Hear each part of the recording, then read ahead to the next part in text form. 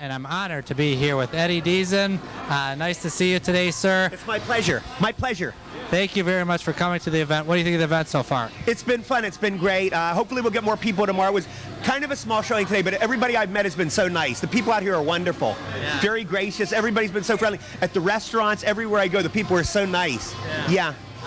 You did such excellent movies, and everybody remembers you from Grease. How was it being in that film? Oh, it was awesome. That was my very first job. I got to work with Travolta. Everybody was great. It was like a 2-month party, the greatest party ever, and it lasted 2 months. It was awesome. We just had a reunion, you know, about 3 weeks. John and Olivia weren't there, but most of the rest of the cast was there, and they re-released it on DVD. And I saw the songs they have in words, and I realized how dirty the songs are.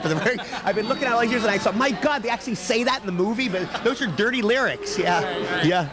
How did you get involved with the movie?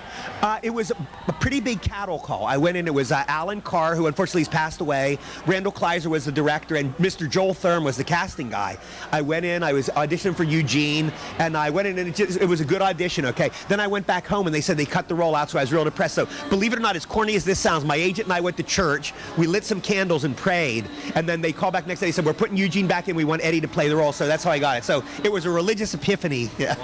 Yeah. Did you ever think that movie would get this so big? I mean, when it came out? Yeah, isn't it funny? I think it's the most watched movie of all time, especially with teenage girls, young girls. I'll see they watched it 60, 70 times. But yeah, it's like a classic. Yeah, yeah. What's one of your favorite parts in the film? When I get hit with a pie, definitely, because that's my big scene. Yeah, yeah, exactly. Yeah. And as far as I remember you in More Games as well. Yeah, Mr. Potato Head. Yeah, Matthew Broderick. I think that was Matthew Broderick's first film. We would drive to the set together. He was sad, I remember, time because his father had just passed away, James Broderick. But he was a very nice guy, and I remember I kept forgetting my lines. And Martin Brest was my director. He gave me cue cards. First time I used idiot cards, and they have my lines written. Oh, that's the data encryption algorithm, and I read it off the idiot cards. Yeah, yeah. Well, you worked with an excellent film director, Robert Zemeckis. How was? The best. He's my favorite. He's like a father to me. I Want to Hold Your Hand was his first film, and that was the first film Spielberg ever produced. And I knew Zemeckis was a genius from the word go. And then he wrote 1941, with Steven directed, and then he remembered me 25 years later and wrote me into Polar Express. So I really like that. He's God to me, Zemeckis. He's better. I love Steven Spielberg. He was great, but Zemeckis is the best. I think he's better than Steven anybody. Zemeckis is the greatest director that ever lived. That's my viewpoint. Yeah. And why is it? Because you worked with him. Well, he knows comedy. I think Steven is great, but I don't think comedy was his thing. You know, 1941 was his only comedy, and his movies have funny moments, but he couldn't necessarily do a whole comedy. Whereas Zemeckis is such an ear for comedy, and if you look at I Want to Hold Your Hand, it's such a good movie. Yeah. Oh yeah, and it captured that '60s and the whole Beatles phenomenon. Yeah, George Harrison saw it, and he said he really liked it, so I like that. Really? Yeah. And I did watch the Polar Express. Phenomenal movie, and your part as well. What did you think of it when it was all done? It was wonderful. It was motion capture. We go in every day.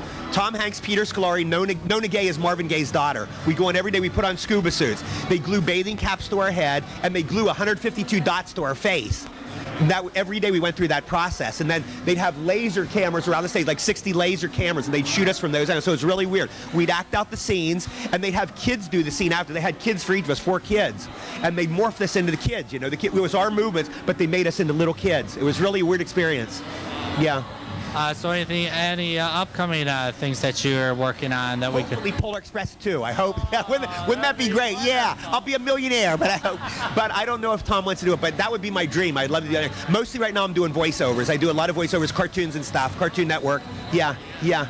Has Bob said anything about what he's going to do in the future at all? I haven't. I talked to him at the wrap party. I saw him at the premiere. That was the last time I saw Bob. I saw him. I got to meet his beautiful wife, Leslie, is in the movie.